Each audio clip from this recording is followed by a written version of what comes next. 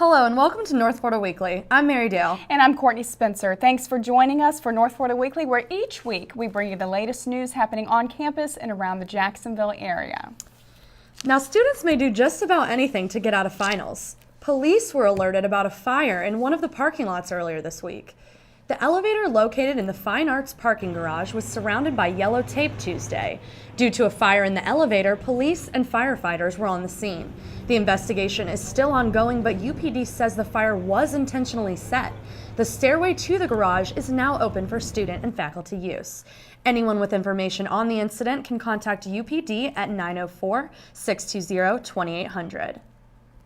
Now, I'd love to get out of finals, but I don't know if I would do something that severe. Yeah, and I mean, this is our last finals week ever. We're going to be graduating in a couple weeks, so graduation. Might as well do it. Yeah. With college grads having such trouble finding jobs, anything to stand out on a resume is important. UNF is now offering students something that might just give graduates an edge over the competition. Tiffany Terrell is about to graduate from UNF in just a couple weeks. She feels like she's been a leader while here at school. But what Terrell just found out was that UNF is now making it possible for their student leaders to be recognized in a big way through the Leadership Certificate. I felt like it was a good opportunity, so I should take advantage of it during my last semester at UNF. The Leadership Certificate is actual documentation to future employers that you were a leader in college. How difficult is it to attain this certificate? It's been really easy so far. Director of the program for getting this certificate is Dr. Annabelle Brooks, and she echoes the sentiment of it being pretty easy, but also extremely valuable. It's an add-on benefit. It's something that if you have and a student who's applying for the same job doesn't have, you're probably going to get the job. And in this economy, boy, that is just unbelievable. Dr. Brooks told me local business leaders met with UNF President John Delaney. What they told him really pointed towards the importance of the Leadership Certificate. That if we have a mechanism that shows them that the graduate that they're interviewing is adept at leadership, they are so much more predisposed to hire that student. There are 5 things a student must do in order to earn the Leadership Certificate by graduation.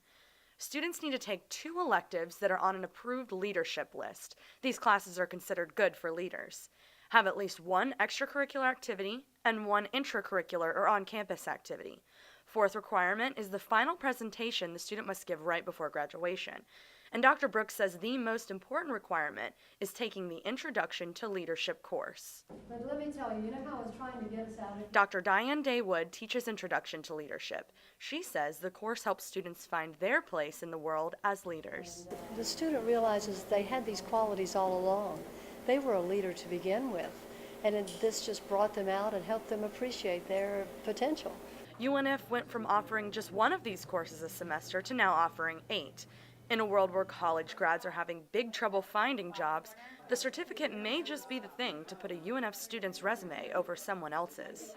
This is just a perk for the UNF student. Employers are looking for not your grades in college, but what kind of leader you were. And Terrell wants future employers to know exactly what kind of leader she was in college. The Leadership Certificate on her resume will help her show that. I think having anything additional on your resume in this job market and this economy is a benefit.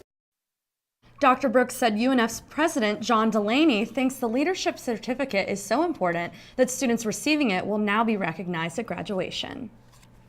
The Coggan College of Business battled brains Friday with several universities in an attempt to score bragging rights. 8 student teams from all over the country came to participate in the 3rd annual Logistics and Supply Chain Management Case Competition. Each group is given a week to prepare a presentation on a particular company. The students seen here are using the knowledge they've learned from their classes and applying it to the real world. Members of the faculty gathered to discuss teaching methods and share ideas while the students made their presentations. UNF senior Kyle Grothaus explains the competition can be put UNF on the map. Importantly, I mean, it's great exposure for us. There's 12 judges that are all, president, top level management in transportation companies from all over the U.S. So the exposure to get to present and kind of show off our skill set in front of those judges is huge. The University of Tennessee won 1st place in the competition. Georgia Southern placed as runner-up. Coming up after the break, we'll look at an event that featured dozens coming together for a good cause. And we'll meet a man who's been playing a key role in the most important decisions made in town for over 50 years. We'll be right back.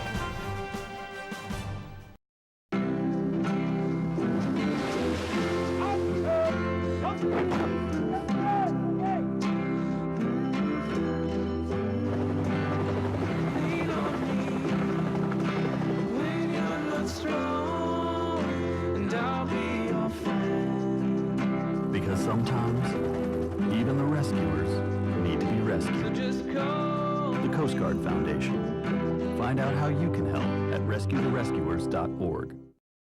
911. Yes, water is all in the house. The roof is completely caved in on us. We need emergency assistance, please.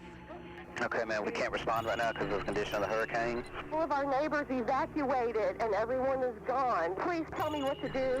Now I'm in a wheelchair and water's coming in. Is there any way I might be able to get an ambulance help? The roof is coming in on us. We're going to die in this house if we don't get some help. Unfortunately, we cannot send anybody out in the storm right now.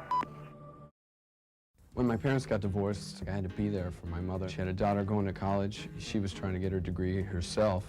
We ended up finding out about federal student aid.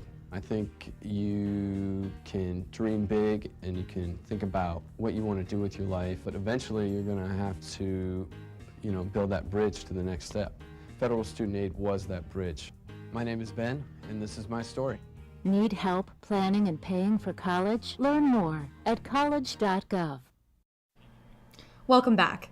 Hannah Park is a little bit greener thanks to some of UNF's clubs.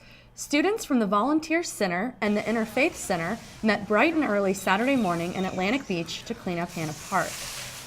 This was the Volunteer Center's last event for the spring, but they offer several opportunities every semester for students to get involved. The Interfaith Center's Caitlin Fuller says their goal is to encourage students of all faiths to help their community. The Better Together campaign, which is bringing students of all faiths and beliefs together and extra service, and we've teamed up with the Volunteer Center to help clean up Jacksonville, specifically Hannah Park. We're hoping to spread the word about the Volunteer Center and the Better Together campaign to incorporate students to help each other, no matter who they are and what they believe. For ways to get involved and help your community, just search for them on Facebook. A Jacksonville Beach program is bringing out local authors to share conversation with the community. Whistle Talks is a free event held every Friday evening at the Beaches Museum and History Center. Their latest guest has close ties to our campus. Homer Humphreys discussed his book, Recollections of the Rebirth of the City, April 8th. He shared stories and spilt details on his time as a witness during the changes. Humphreys served on the Jacksonville City Council in the late 60s and played a key role in the consolidation of the city. He was also the deciding vote to put UNF where it is now. We had everybody there. Sally Mathis would have voted for downtown. Earl Johnson would have voted for downtown. I think Jake would have voted for downtown. By just sheer luck, just where it is today. His book, which is now at the UNF Library. To see the full schedule of upcoming guests, go on the museum's website or pick up a folio weekly on campus. Coming up after the break, we'll have Rebecca Davidson with our entertainment report for the weekend. And stick around later in the show. We'll show you the newest student newscast that will really wake you up in the morning.